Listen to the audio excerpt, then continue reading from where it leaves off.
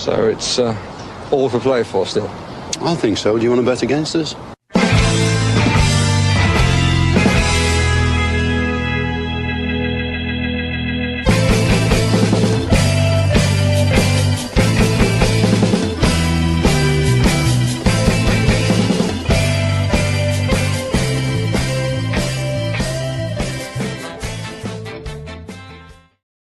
Hello, Aston Villa fans, and welcome to For the Love of Paul McGrath podcast.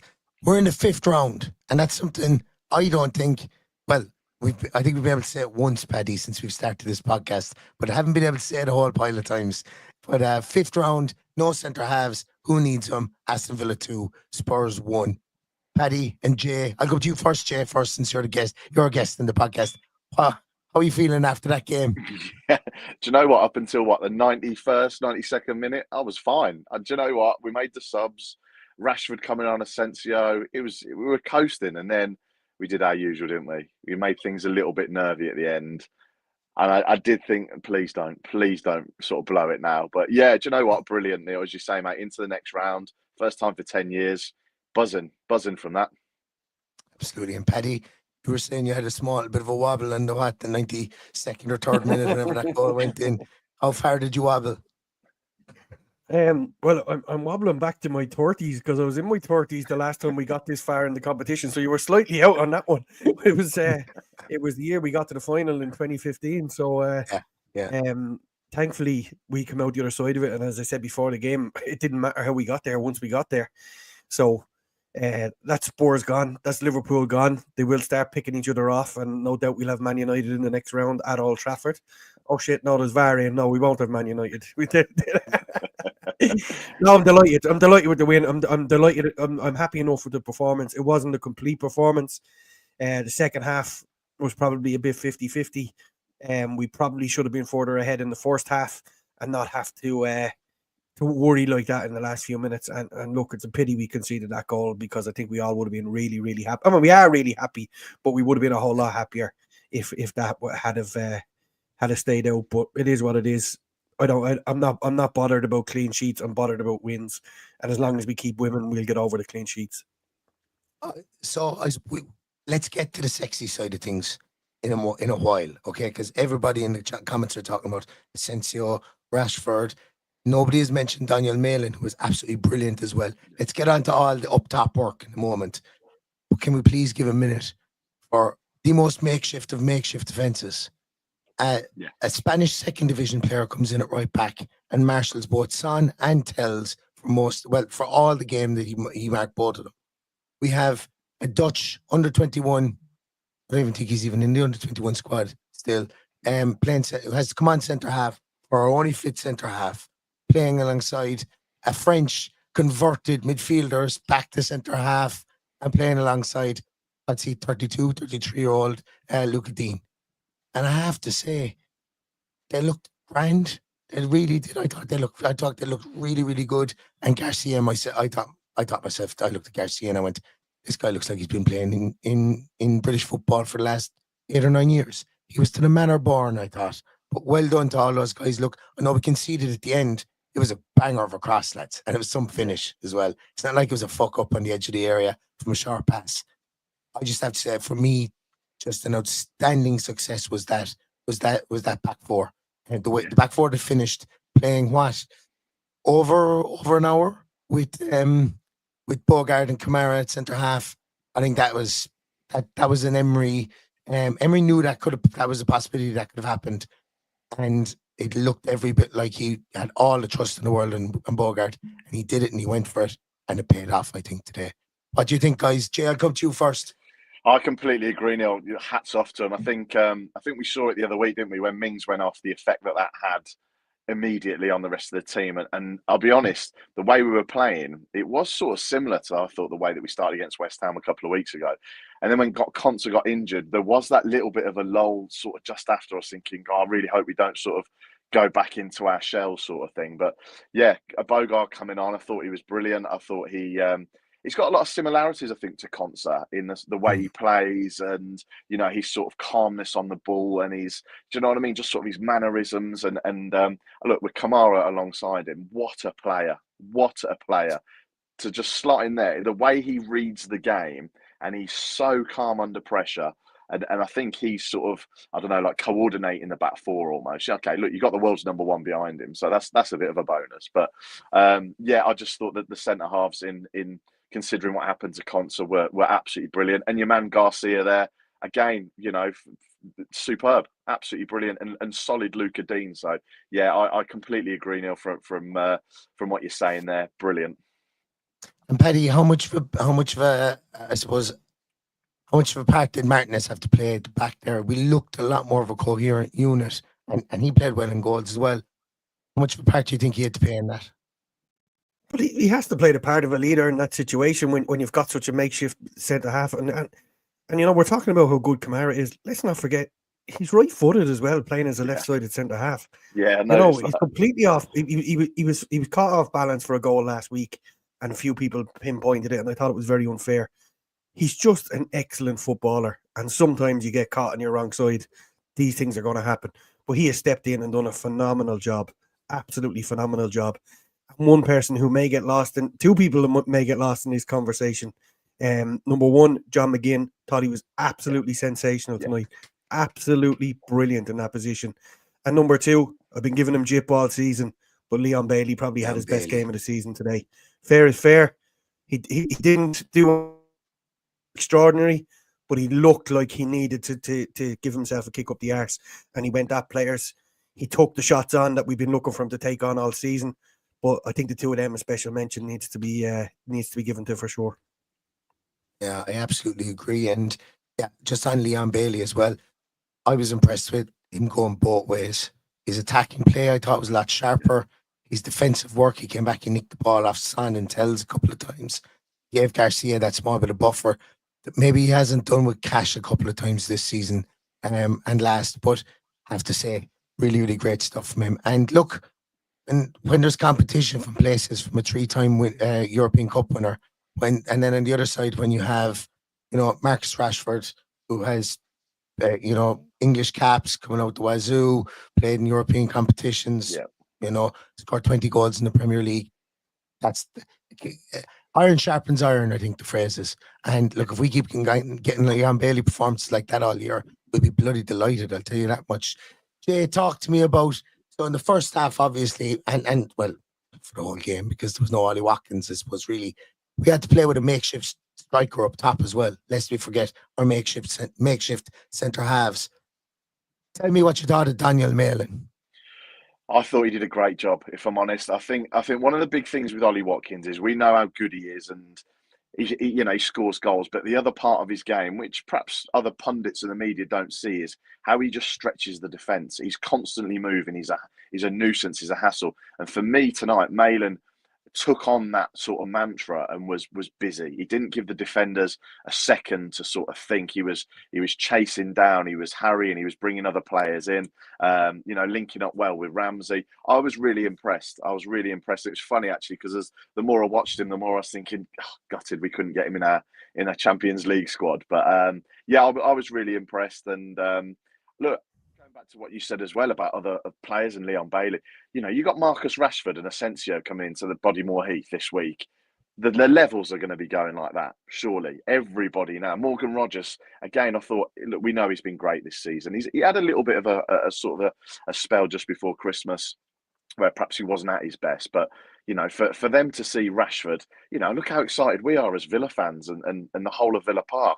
And to be training now and playing with him, it's only going to improve us. That's all I can see. And yeah, it was exciting. I mean, I thought we got the Olays out a little bit early, if I'm honest, but that did make me nervous. Yeah, Paddy, talk us a bit more, I suppose, like, because, you know, in that first half we had a lot of chances. Throughout the whole game, I think we had a lot of chances. Obviously, Jacob Ramsey scores the goal. Talk to me about Ramsey's overall play, I suppose, goal included and everything, because I think there's a couple of those chances he'd have that he'd love to have back again and maybe not go across the keeper, maybe just barrel it in at the near post. What do you think? Yeah, probably prefer to do what he did with the goal, I suppose. And even at that, it probably wasn't the best of efforts, but the goalkeeper just completely... He was just completely caught cold there. He didn't know whether he was going to dive, stay up. He was just caught in two minds, comes off his body and goes in. But as Jay correctly says, I think what we experienced here today is the levels are rising. We saw Jacob Ramsey back to his ball carrying best is what we all want from him, and he topped it off with a goal. And I just caught a little bit of the interview before we came on air. He knows he has to up his game. He knows that he's got a challenge to keep his place, and he's done himself absolutely no harm tonight, and he's been absolutely excellent. Probably his best performance of the season. And look, we can point at the wobble in the second half, and you can probably say that while they were depleted, that the manager got a bit of a rise out of them in the second half, and it did trouble us, and they did create a whole lot of chances. The referee gave them a few chances along with it too, and gave them a few opportunities to get the ball in there. There was some questionable decisions. The PGMOL made up for giving us a corner in the last game. They gave a goal. They did not give him the corner tonight. But look, overall, I think Ramsey and Rodgers will be absolutely buzzing after that performance. I think the two of them are excellent, and they could strike up one hell of a partnership for many years to come. Two local boys, all coming from similar backgrounds. Yeah, it just bodes well for the future. And look, when it all comes together, and we're not there yet. We know we're not there yet. We're still that little bit of a soft centre that's going to give away goals, but it's 100% better than what we've been watching. And as I go back to that point that Jay makes, all the levels in that part of the pitch have to come up. We saw Bailey do it, Rodgers do it, Malin was excellent. I really enjoyed from the word go. I couldn't take my eye off him. He reminds me of Dyson Maida that plays for Celtic. He just never stops. He's just in your face. He's just a busy bee, and he could lead that line without Ollie Watkins in there, and he's proven that tonight. He's absolutely excellent. I'd say he ran himself into the ground. I'd say he's absolutely exhausted. I'd love to have a look at his GPS and the numbers that he put in tonight. Yeah, and Paddy, I'll stay with you for a moment because look, we've had look. I've kind of floated Rashford as a signing before, and yes, I keep on saying this because I was the first person to say that Rashford should sign for Aston Villa all those months ago. And I suppose everybody at the time I was kind of being a bit facetious, but I could see what he could do on that left-hand side, and I didn't expect anybody really to agree with me at the time, and it's not me saying, "Oh, pat me in the back" or anything, because I didn't really ever think it was going to happen. But he comes on tonight and he plays in that striker role, and gets the elbows out early. Paddy, talk to me about how you felt Rashford went. He while he wasn't troubling through the middle, there was a couple of opportunities where balls could have been squared to him, where he got himself into good positions, which didn't happen. But look, he looked really comfortable, and he looked like he was enjoying himself out there. He played a couple of lovely balls. One particular slide rule, I think it was to Luca Dean, was it, on the end line? Or it could have been Asensio, I can't remember. But I think that's going to take a couple of weeks just to get him up to speed. But I'm absolutely delighted with the start that he's made, and the win is surely going to have everybody up and buzzing and ready for next week. And he gets clipped at the edge of the box by Porro. How that's not a foul, I don't know. And then he nearly does a John McGinn on Archie Gray in the box. I was hoping Archie Gray didn't break his leg or something there, because it was just one of those ones the ball got too far away from him. Gets the clip, and then the leg comes across and went, "Oh no, not Archie Gray again." But thankfully he gets up off the ground and everything is fine. John McGinn on Archie Gray again. Yeah, John McGinn and Archie Gray again. Sorry, yeah. But and Jay, talk to me about that little, what am I going to call him? That little bit of pixie dust, I think, that came on, Marco Asensio. I'm not even going to talk about that ridiculous passage play about himself and Rodgers, because everybody was just like, oh yeah, give us that every week. Like the Churchill voices came out there. But talk to me about Asensio. Was he all that you dreamed of? Yeah, again, I'll be honest. Yes, I know of him and know about him, but I probably have, out of all our players in the Naylor, I hadn't seen play a lot. And he came on straight away. He did the little sort of roll around the ball and then sort of knocked it off. And then, like you say, that move that you're referring to, literally, I was like sat there and I got a text message from my old man. It just said, "Wow." And I was like, okay. He's been watching Villa for 50 years, you know what I mean? And he's like, wow, okay. But again, I think options, creativity, that little drop on the shoulder, the link-up play, I think I think Tielemans, again, we haven't sort of mentioned him. I thought he was superb. McGinn playing deeper tonight, and it was a captain's role from McGinn, and I think again having that right sort of, I don't know, double pivot or whatever it is that you have sitting in there, allowing players like Asensio a bit of freedom to move the ball around, play in the pockets. I thought he was great, and as I say, when Rashford came on, the hunger's there.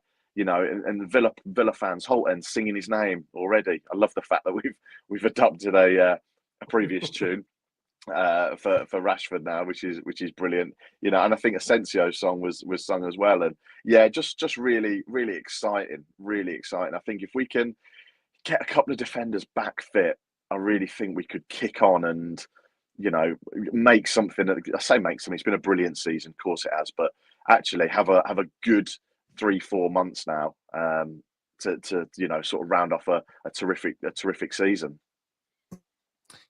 Eddie, I suppose, talking about the team that we're playing against tonight, I think I'm reading the comments here, and it looks like Ange normally looks at the floor when he's giving his interviews. Seems like he was giving giving the interview doing a handstand tonight. His face was so far down on the ground. Like where does, like, I don't think they should sack him. I know that you don't, but like, are we at the time whereby we wake up tomorrow and we probably see Daniel Levy as had the conversation with the curly finger? Well, I've always said the biggest problem with Spurs is Daniel Levy and not any of the managers that they brought in. Their fans are also a big problem with Spurs because there's just no pleasing them. There's no talking to them either. They don't know when they have a good thing, and all they want is change and get rid of him and get rid of this. And tonight they spent their time thinking about Daniel Levy. All the singing was about Daniel Levy. Yeah. He's the one that's rotten in there. And look, we have had a past with Daniel Levy and the shit that he's tried to pull with our club. So I have no particular love for them or him. I do, on the other hand, have great time for Ange Postecoglou because he plays good football, and I like managers to try and play the way he does. But when you keep losing players, maybe as a result of how they're playing, they've lost a lot of players with the high intensity football and the injuries that have been picked up.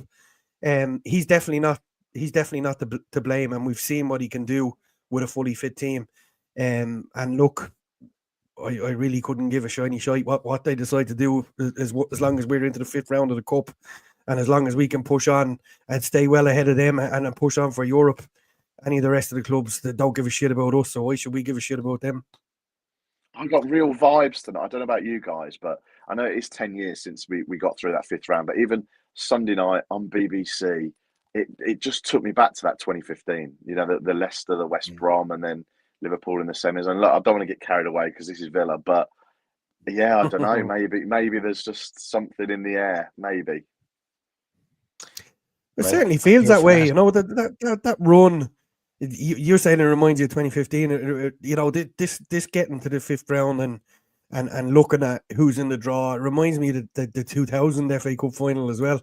I know you guys were a good bit younger at that stage, but that was my first experience of seeing Villa in an FA Cup final, and it was an absolutely incredible run to that final. So and we're right to be enjoying it, and a right to be looking ahead to what might be, especially with the teams that are still in it now. If you get a lucky draw, not even a lucky draw, we're capable of going and beating anybody who's still left in this competition. So we got to believe in ourselves, get through the next rounds. Then it's squeaky bum time for no matter who you're playing, and then all of a sudden you're in a semi-final, and you're in Wembley again, and back to the days of the middle of last decade where we were getting to Wembley on a regular basis, and hopefully that is the sign of things to come. And look, we're getting carried away. We're obviously getting carried away, and we're right to be enjoying it. But yeah, Jay, I totally agree with the sentiment on that. And it could be, who knows, it could be Liverpool again in the semi-final. It could be ruining their double. But for now, we'll just enjoy this one and hopefully look forward to a positive draw in the next round after having to deal with 2 Premier League teams so far. I hope there's only one part of the 2000 run to the final, if I'm not mistaken, that I hope doesn't happen.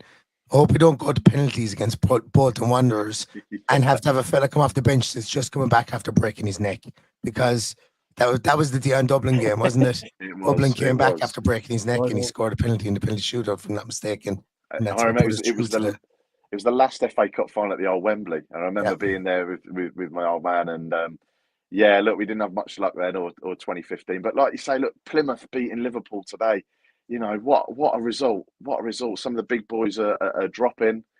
Yeah, Mhm. look, it's great, and it's a nice sort of segue. We've still got Champions League, obviously coming up as well, and I just love us to try to win something. You know what I mean? And get that silverware would just be brilliant. Absolutely would. Long overdue. Guys, what did you watch the game on? You watched it on BBC, Jay. You Yeah. said over here in Ireland, we were spoiled for choice. I watched it in Premier Sport. And what you watch it on, Paddy? I watched it on BBC because I knew I was going to watch it in real time, so I could look at tweets that were coming in that weren't going to be 2 minutes ahead. So it was, I probably tweeted a bit too much during that game, but however, I watched What it on did you make BBC. it? I thought Because the I had commentator was completely a bit, different commentary than you guys. I completely yeah, different. the All commentator over was Twitter, I very was like, pro. I'm having a very enjoyable watch here. They're fine. Yeah, It was quite funny on BBC. We had Alan Shearer as co-coms, and Yeah. I think it was the 94th minute, Paddy, that they actually mentioned that Villa have got quite a few players injured. Literally, it took them that long. They mentioned Spurs, but I was going. You've got, what is it? Mings, Cash, Watkins, Anana, Barkley. Yeah. Is that 5, 6? yeah. You know, some players there that weren't even at the in the team on the bench today. Frightening. Just he's supposed to be named 7. Just 18. That's what we're going to call that one. Is it? Because we only had like 5 outfield players. I don't know. Let's not put the documentary out yet. Right, lads, it's going to come to that time. My voice is going to go in a moment, and I'm really excited. And we have, sorry to wake you up. We have the podcast dog here with us behind, and he needs his walk. And look at him; he's desperately annoyed. Jay, guess what the dog's name is? What's his name? His or her name? The dog's name is Paddy. Paddy. Is that? He was Paddy before Paddy was on the podcast. So, yeah, all right, Neil. You named him after him. I get it. He was named after Paddington, and I said, "There's no way I'm running through any park going Paddington." So I shortened it to Paddy. That's where it came from. Especially not with your voice the way it is, anyway. Oh, not my voice the way it is, for sure. And you know what the funny thing is? It turns out the 2 kids absolutely love Paddington Bear, so it gets confusing around the house at times. It really, really does. Anyway, back to my my end segment, as if I had it written down here. Man in a match time, guys. Not very often that I've got 2 people on the podcast, or that we've 3 people on the podcast that can share our opinions on man in a match. Jay, I'm going to come to you first. Who did you feel was man in a match tonight? Oh, that's a tough one, Pat. Neil, it's between for me Kamara and McGinn. I'm going to give it McGinn for me. I think tonight, captain's performance. He needed that. He needed that. So yeah, I think. But look, I think 3, 4 of them could have easily got that tonight. Paddy? I'm going to go completely different and give it to Daniel Mallon, because I think the guy deserves all the praise that his performance gave, given the news that it was broken to him this week. We all really felt for him. We all knew it was a footballing decision and a business decision, but the guy really stood up to the plate today and put in one hell of a shift. And yeah, I absolutely fell in love with him today, as I did with Asensio too, I'd have to say. And look, we're blessed with McGinn, we're blessed with Kamara. These guys have stepped into roles that they're not accustomed to over a long period of time, and done absolutely brilliant for us. Hopefully we can get a bit of luck with injuries and come into the Champions League. Well, first off, get the points on the board for February, and then look at the end of the year with the embarrassment of riches that we could hopefully have, and be thankful that we had a player with the mindset to drag himself out of what he probably felt in that call on Tuesday or Wednesday, to absolutely buzz around that pitch today and give it everything he had. I'm tempted to keep it a hung jury and go with somebody else, but I kind of like coming into this. Look, Garcia had a great game. I was tempted to go with Garcia. I was tempted to go with Kamara, but Paddy, I agree with you. And you stole my player that I was going to go with, and for the exact same reasons. We're doing this too long together. You need to get out of my head. But exactly for the very reason that Daniel Mallon was brought to the club. In his interview, when he comes to the club, he says Champions League football was the main reason I came to this club. Gets given opportunities change and stuff like that. He has the strength of mind, he has the professionalism to come along, not throw his toys out of the pram. He's back in the Premier League and he puts in a performance like that. I think I'm going to give it to Daniel Malin. But genuinely, somebody said there, can we give a team man of the match? And I think it was just one of the better team performances that we've seen in 2020, since the turn of 2023, 2024. It's one of the best team performances we've put in. And for such a makeshift striker, makeshift back four, I don't care about the goal realistically. I genuinely don't. I have to be proud and I have to be happy with everything that went down there, and I have to be happy with the way we were set up, because another person who could have got man of the match would be Unai Emery. The way in the first 20 minutes that he absolutely dismantled that Spurs midfield, because he knew that Bergvall would come out like a blue arse fly and start trying to get at our centre halves, and we just spotted him away like he wasn't there at all. So there was a lot of right done there today. There was a lot of lying in the long grass, I think, all week, watching, getting ready for this game. Spurs obviously had a game on Thursday. They looked maybe a small bit more leggy, but we did the professional thing. We went out there and we won it 2-1 with a makeshift team. So absolute round of applause to everybody that played there tonight, and to Mr. Emery in the dugout too. Voices on the way out. So I think we're going to end it at that, guys. I'm actually, my voice is on the way out, but I do have to walk the dog as well. And I actually am jumping on with Cole from the Wholecast as well later on this evening at some stage. So I need to rest up my voice for that too. But thanks everybody so much for listening. Thanks a million, Jay, for jumping on. It's thank you. It's your third time on the podcast. We'll have you on many more times in the future. Paddy, someone for dropping by. You too. This Paddy I'm talking about. This Paddy That's here. Ed Bob Dog. Duffin, isn't it? Yeah, whatever I said, Phil Paddy's name, the dog's head pops up behind me. So yeah. Thanks very much, thanks very much everybody for watching and for listening. We'll be back again during the week. There's lots of games coming up over the month of February. But in the meantime, stay safe, stay healthy, and all that's left to say is take it away, guys. Up the Villa. Cheers, lads. Up the Villa. And I can't in the stream because my mouse has gone dead. Wait a minute. Up the This is- Villa. We're on all night. Up the Villa, up the Villa, up the